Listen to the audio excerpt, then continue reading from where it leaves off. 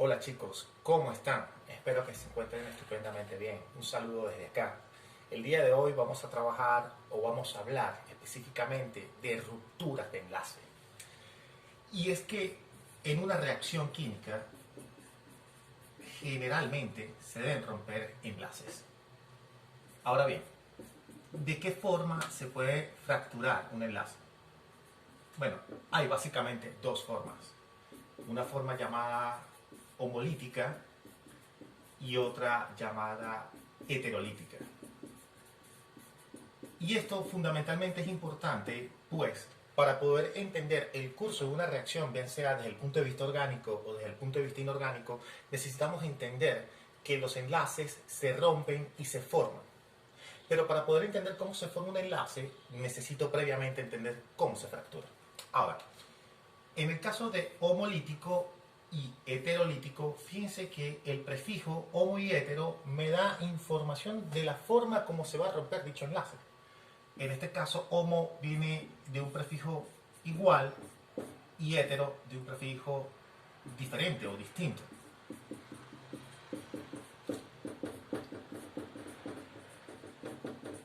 Ahora bien, si queremos analizar la primera forma de ruptura de enlaces, simplemente basta con plantear una situación. Imagínense por un momento que tengo la molécula A2, ¿ok?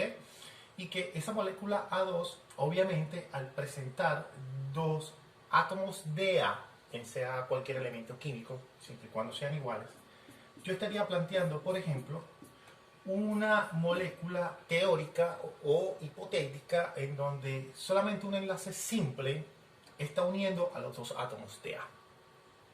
Ahora bien, si empezamos a analizar y entendemos que un enlace simple se establece por dos electrones, una ruptura homolítica es aquella en donde el enlace se fractura y sobre cada átomo ahora va a residir un electrón.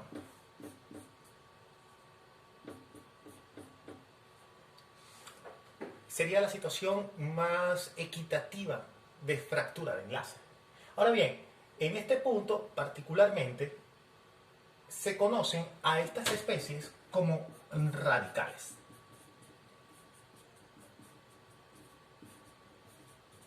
Generalmente estos radicales libres son poco estables. La verdad es muy difícil de que esa reacción ocurra sola. Generalmente está propiciada por un iniciador. Generalmente puede ser radiación ultravioleta, puede ser radiación electromagnética o puede ser otra especie que permita la iniciación de este proceso. Pero la gran verdad es que esta fractura se da generalmente cuando los átomos que constituyen a dicho enlace son idénticos o muy parecidos, o aquellos que posean una electronegatividad muy semejante. Cosas como por ejemplo el carbono y el hidrógeno. A pesar de que el carbono y el hidrógeno son elementos diferentes, la electronegatividad del carbono es 2,55 dibytes y la del hidrógeno es 2,2 aproximadamente, 2,23. Esa diferencia está dentro del orden de 0,13, 0,14 dibytes. Entonces, tú dices, bueno, en realidad no hay mucha diferencia en la electronegatividad entre estos átomos. Por ende, se puede considerar que esa fractura o que la fractura de los hidrocarburos o carbono e hidrógeno generalmente ocurre de forma homolítica. Eso no significa que en todos los hidrocarburos eso ocurra. De hecho, hay hidrocarburos que tienen una cierta cualidad para romperse de forma heterolítica, pero en este caso necesitarías unas condiciones particulares para que dicha fractura se dé. Ahora bien, en el caso de una ruptura heterolítica, vamos a suponer dos átomos diferentes, como átomos A y B, cuya diferencia de electronegatividad sea muy elevada. Entonces, en este caso, fíjense lo que ocurre. En este caso particular, el par de electrones del enlace se mueve solamente hacia uno de los elementos, quedando ahora A como un catión y B como un anión.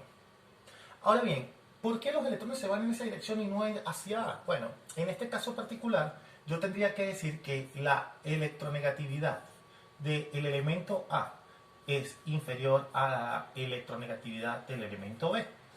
Y esa electronegatividad tiene que tener una diferencia por encima de 1 o 1.5 dibytes para que esa fractura tienda a irse a separar electrones directamente sobre el átomo B y no sobre el átomo A, generando un catión y un anión respectivamente. Estas dos fracturas son importantes. Vamos a tenerlas en cuenta en próximos videos, sobre todo cuando empecemos a trabajar sobre mecanismos de reacción. Digamos que un mecanismo de reacción, para hacer una introducción previa a ese próximo video, es esa secuencia escondida que en una reacción o en una ecuación química no se ve. Tú dices A más B produce C. Bueno, la pregunta es, ¿cómo A más B llega a C? ¿Cómo ocurre? Si yo pudiera observar lentamente, etapa por etapa, qué debe hacer A y B para llegar a C, eso vendría siendo el mecanismo de reacción, pero eso será tema a discutir en un próximo video. Por el momento, me despido.